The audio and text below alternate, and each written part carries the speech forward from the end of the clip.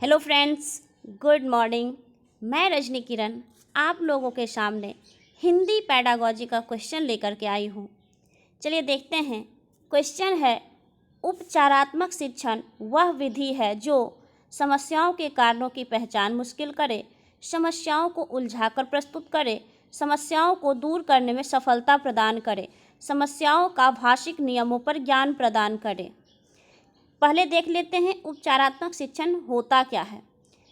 देखिए, एक होता है निदानात्मक शिक्षण विधि। निदानात्मक शिक्षण विधि में बालक की कठिनाइयों का पता लगाया जाता है, और दूसरा होता है उपचारात्मक शिक्षण विधि, जिसमें कठिनाइयों का पता लगा करके उस कठिनाइयों को दूर किया जाता है। यानी कि आपका आंसर जो है इसमें ऑप्शन नंबर 3 के साथ जाएगा कि समस्याओं को दूर करने में सफलता प्रदान करें।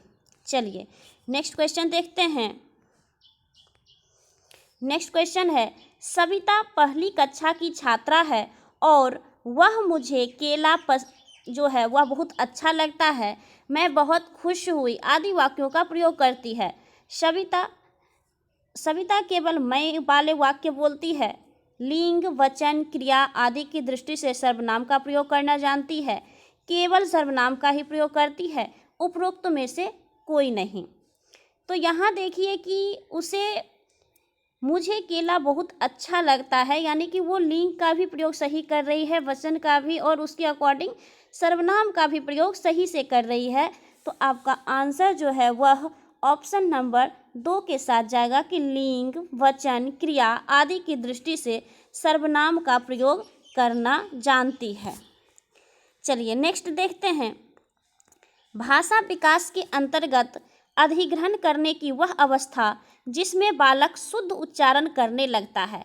अर्थात अधिग्रहण का मतलब होता है कोई चीज़ अपनाना। तो वह कौन सा अवस्था है जिस अवस्था में बालक, यानी कि जिस उम्र में बालक सभी वर्ड का जो है वह शुद्ध उच्चारण करने लगता है। 2 वर्ष, 3 वर्ष, 8 वर्ष, 12 वर्ष। आपका आंसर जो है वह ऑप्शन नंबर 2 के साथ, यानी कि 3 वर्ष के साथ जाएगा। कब बच्चा करता है? 3 वर्ष में बालक जो है वह हर चीज़ अपनाने लगता है। चलिए नेक्स्ट क्वेश्चन देखते हैं। नेक्स्ट क्वेश्चन है, कक्षा में कुछ छात्रों को पढ़ने में कठिनाई होती है क्योंकि पूर्व कक्षाओं में उनका यह कौशल पूर्ण रूप से विकसित नहीं हो पाया। यह कथन भाषा संबंधी किस कठिनाई से संबंधित है? बालक को जो है पढ़ने में, यानी कि कुछ छात्रों को जो है क्या है, पढ़ने में कठिनाई होती है क्योंकि पूर्व कक्षाओं में उनका यह कौशल पूर्ण रूप से विकसित नहीं हो पाया। यह कथन जो है मतलब कि भाषा संबंधी किस कठिनाई से संबंधित है?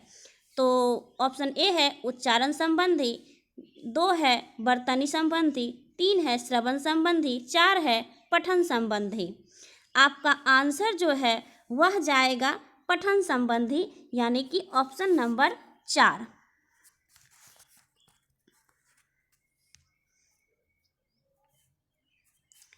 चलिए नेक्स्ट क्वेश्चन देखते हैं। बहुभाषिक कक्षा की दृष्टि से कौन सा क्रियाकलाप अपेक्षाकृत अधिक उचित है?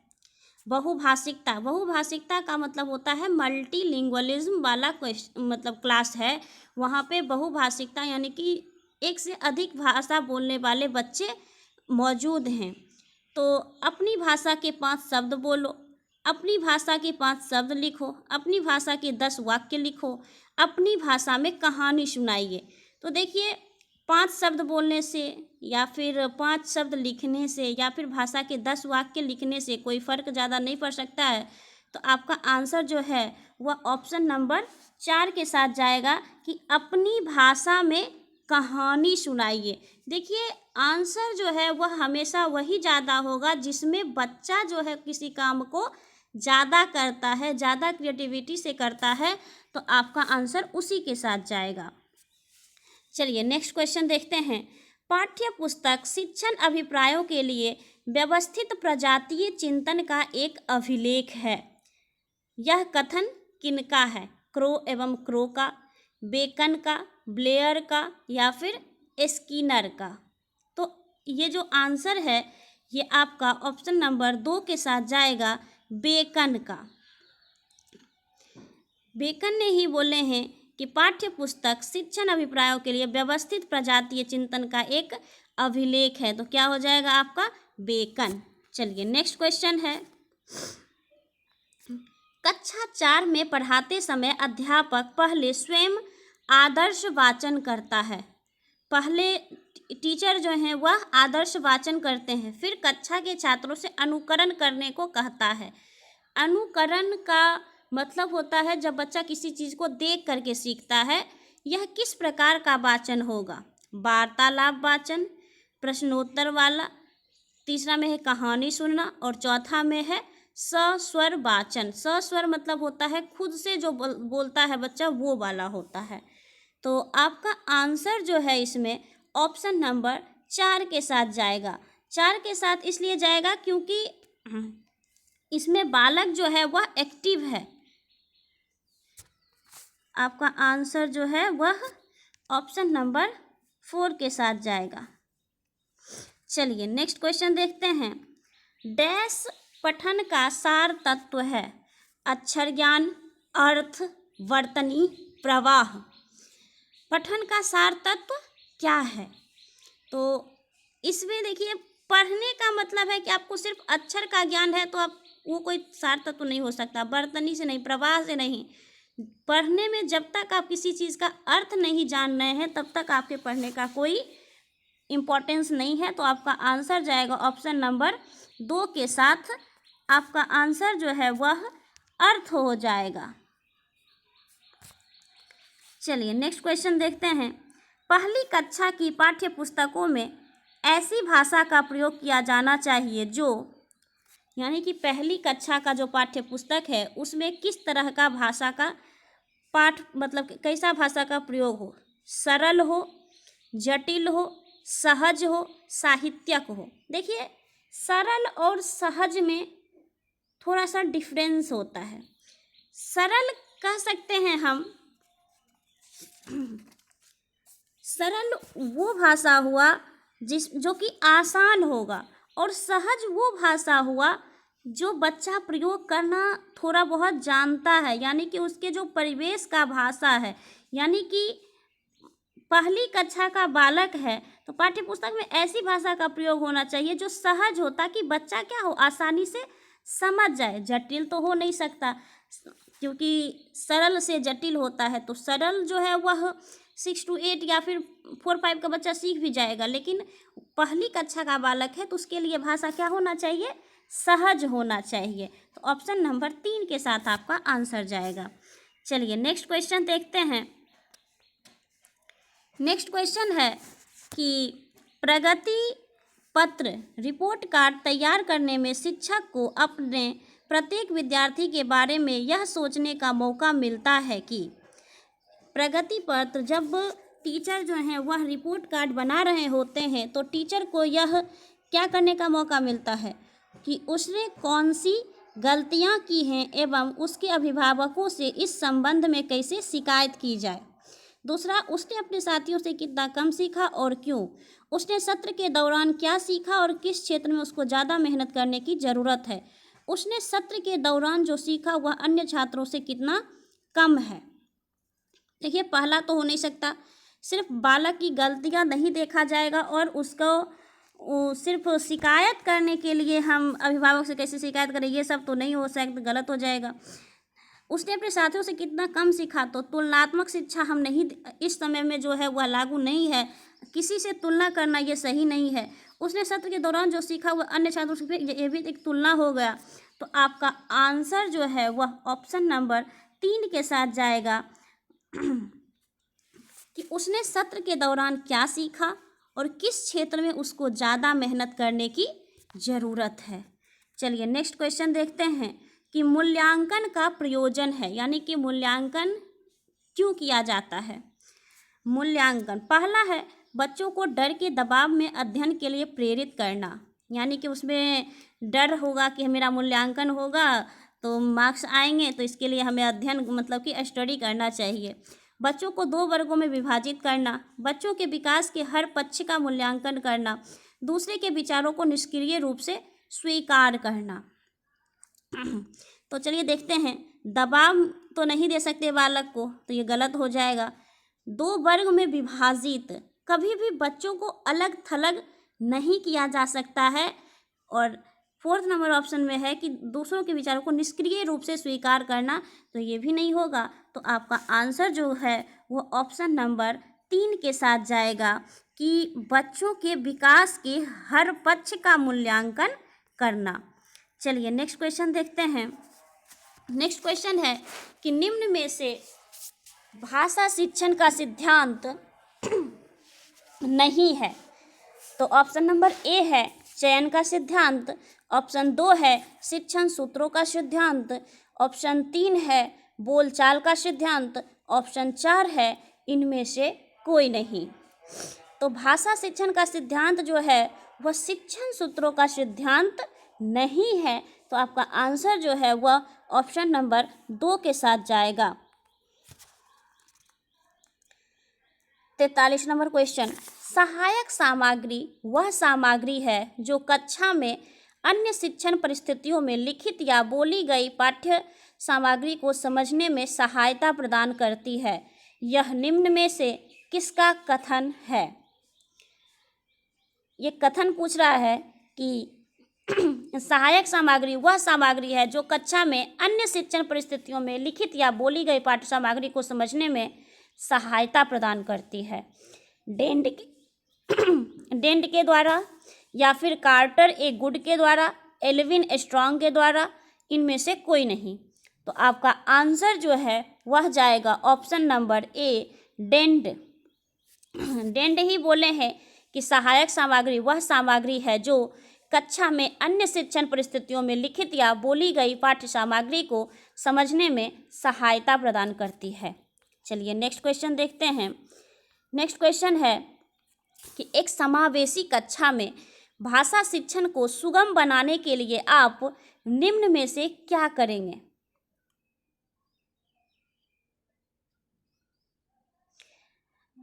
समावेशी कक्षा। समावेशी कक्षा का मतलब है कि सभी को समान रूप में सहायता देना, यानी कि सभी को समान रूप से अवसर देना।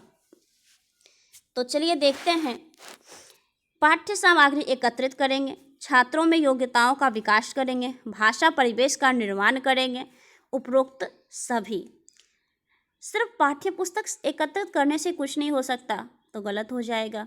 छात्रों में योग्यताओं का विकास करेंगे, योग्यता विकास करने से क्या भाषा शिक्षण सुगम हो जाएगा? नहीं हो पाएगा।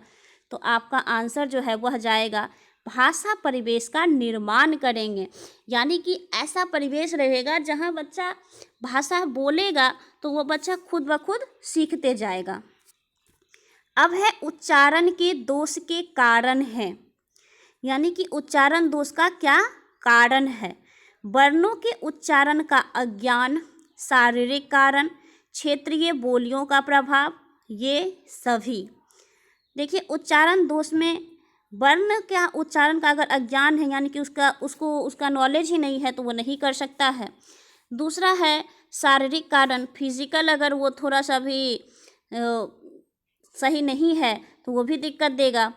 क्षेत्रीय बोली का प्रभाव, सही बात है। तो आपका आंसर जो है वह ऑप्शन नंबर 4 के साथ जाएगा। ये सभी सही है, इसका मतलब कि सारा का सारा दोष है। चलिए देखते हैं कि एक यहाँ पर आपका गद्यांश दिया गया है। गद्यांश पढ़ते हैं कि वैज्ञानिक प्रयोग की सफलता ने मनुष्य की बुद्धि का अपूर्व विकास कर दिया है। वैज्ञानिक प्रयोग की सफलता जो है वह मनुष्य की बुद्धि का अपूर्व विकास कर दिया है। द्वितीय महायुद्ध में एटम बम की शक्ति ने कुछ क्षणों में ही जापान की अजेय शक्ति को पराजित कर दिया। कहाँ की अजेय शक्ति को पराजित किया है? तो जापान की। इस शक्ति की युद्धकालीन सफलता ने अमेरिका, रूस, ब्रिटेन, फ्रांस आदि सभी देशों को ऐसे शस्त्र शास्त्रों के निर्माण की प्रेरणा दी कि सभी भयंकर और सर्वविनाशकारी शस्त्र बनाने लगे। यानी कि जब से जापान में ऐसा घटना हुआ तो हर जगह क्या हुआ, ऐसे शस्त्र का निर्माण होने लगा। अब सेना को पराजित करने तथा शत्रु देश पर पैदल सेना द्वारा आक्रमण करने के लिए शस्त्र निर्माण के स्थान पर देश के विनाश करने की दिशा में शस्त्रास्त्र बनने लगे हैं। इन हथियारों का प्रयोग होने पर शत्रु देशों की अधिकांश जनता और संपत्ति थोड़े समय में ही नष्ट की जा सकेंगी। चूँकि ऐसे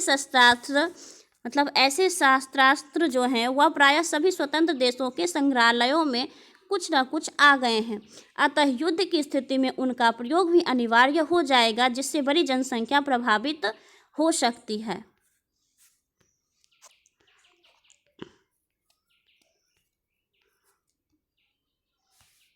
इसलिए निशस्त्रीकरण की योजनाएं बन रही है। शस्त्रों के निर्माण की जो प्रक्रिया अपनाई गई, उसी के कारण आज इतने उन्नत शस्त्रास्त्र बन गए हैं जिनके प्रयोग से व्यापक विनाश आसन्न दिखाई पड़ता है। अब भी परीक्षणों की रोकथाम तथा बने शस्त्रों का प्रयोग रोकने के मार्ग खोजे जा रहे हैं।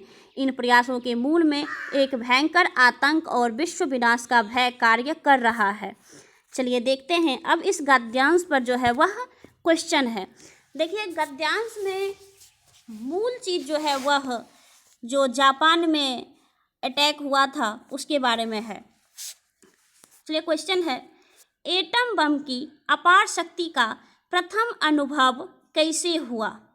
जापान में हुई भयंकर विनाश लीला से, जापान की अजेय शक्ति की पराजय से, अमेरिका, रूस, ब्रिटेन और फ्रांस की प्रतिस्पर्धा से, अमेरिका की विजय से। देखिए, अभी आप अगर गद्यांश सही ढंग से सुने होंगे तो अभी जस्ट हम लोग पढ़े थे कि सबसे पहले जो है एटम बम कहाँ हुआ था, अनुभव कैसे हुआ, तो विनाश लीला से हुआ, यानी कि जापान में हुई भयंकर विनाश लीला से। ऑप्शन नंबर ए के साथ हम लोग चलेंगे। नेक्स्ट क्वेश्चन है कि बड़े बड़े देश आधुनिक विनाशकारी शस्त्रास्त्र जो हैं वह क्यों बना रहे हैं? अपनी सेनाओं में कमी करने के उद्देश्य से, अपने संसाधनों का प्रयोग करने के उद्देश्य से, अपना सामरिक व्यापार बढ़ाने के उद्देश्य से, पारस्परिक भय के कारण से। किस कारण से जो है ये लोग इतना बना रहे हैं? तो आपका ऑप्शन जो है वह ऑप्शन नंबर 4 के साथ जाएगा, पारस्परिक भय के कारण। यानी कि उसके पास है तो इस देश के पास भी रहेगा, तभी तो उस सिचुएशन में उसके शस्त्रों से लड़ा जा सकता है।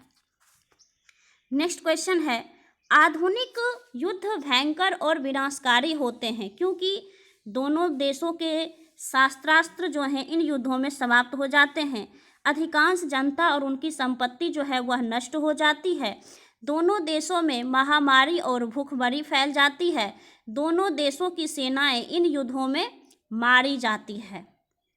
तो देखिए, विनाशकारी इसलिए होता है क्योंकि उस अभी गद्यांश में भी दिया हुआ था, क्योंकि इसमें अधिकांश जनता और उनकी संपत्ति जो है वह क्षण भर में नष्ट हो जाती है, तो ये अधिक विनाशकारी है।